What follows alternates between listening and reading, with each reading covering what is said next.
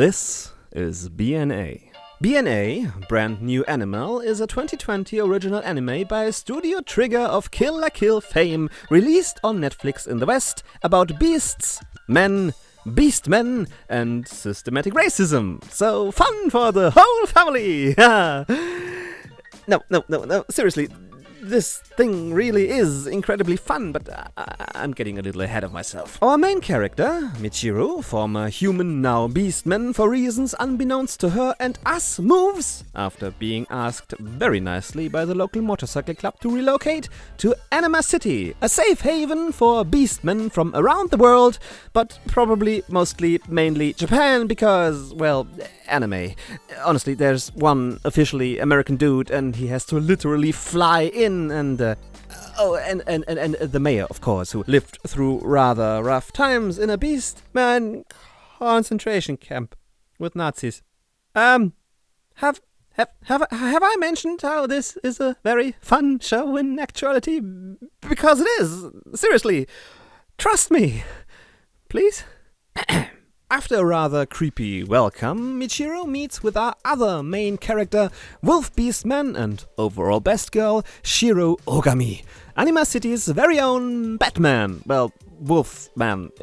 His official title is social worker, so yeah, this is apparently what social work looks like in Anima City, I guess.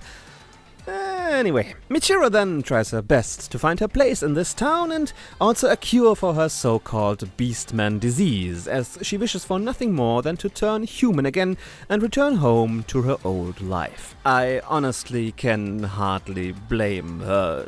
Typical Beastman conflict resolution seems to fall into the survival of the fittest category, and they have sport events that literally lead to the extinction of entire species.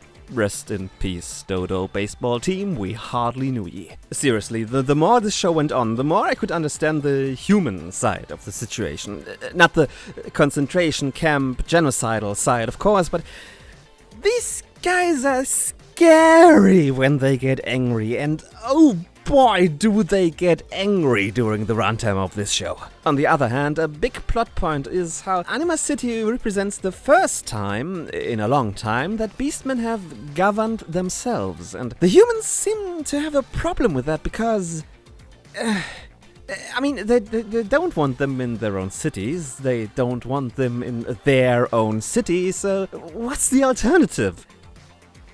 Oh. Yeah, right.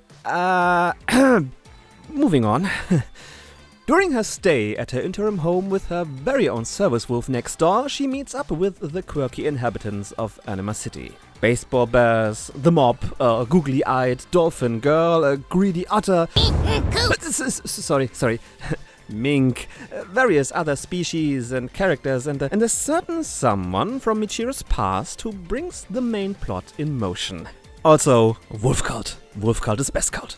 It's a fun, fast-paced show that in some moments reminded me of Konosuba of all things. The slapstick in the action scenes and the over-the-top reaction shots are an absolute blast. The colors, the movement, minor details like Mari's glasses that are designed to not fall off when she changes from a human to a beastman form. I totally dig this art style and this art design. But I'm absolutely aware, of course, that this rather stylized, style might not be everyone's cup of tea. I mean, one can only see so much pink and blue, and yes, some shots feel a little rushed. But all in all, I think there are just minor flaws that shouldn't distract you too much from an otherwise awesome experience. Now, music.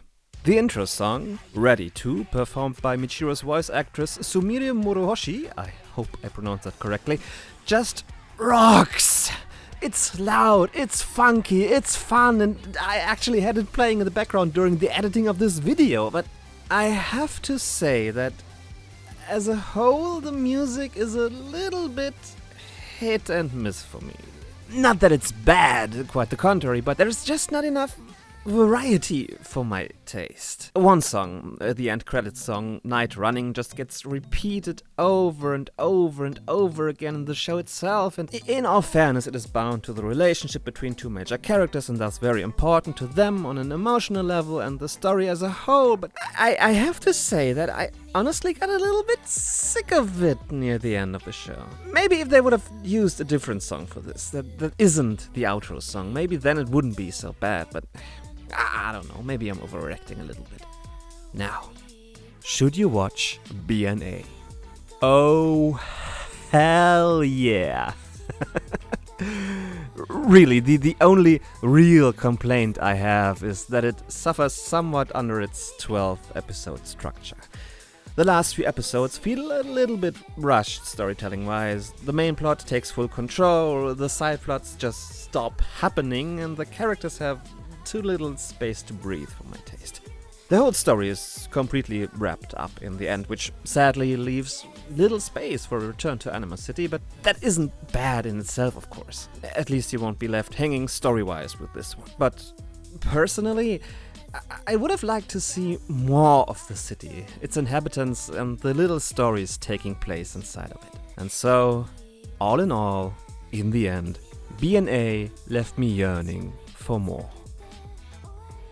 Also, I totally ship Michiru and Ogami. Jesus Christ, just kiss already, right? Right? I'm not the only one in this, right? Again, we have reached the end of this video. Please like, subscribe, bell on, and do whatever your crazy kids do these days. Probably hiding inside, keeping away from friends and family, and contemplating life as a whole. God damn it, 2020. Oh, and wear a mask, will ya? I hope to see you all next time at Geist's Corner.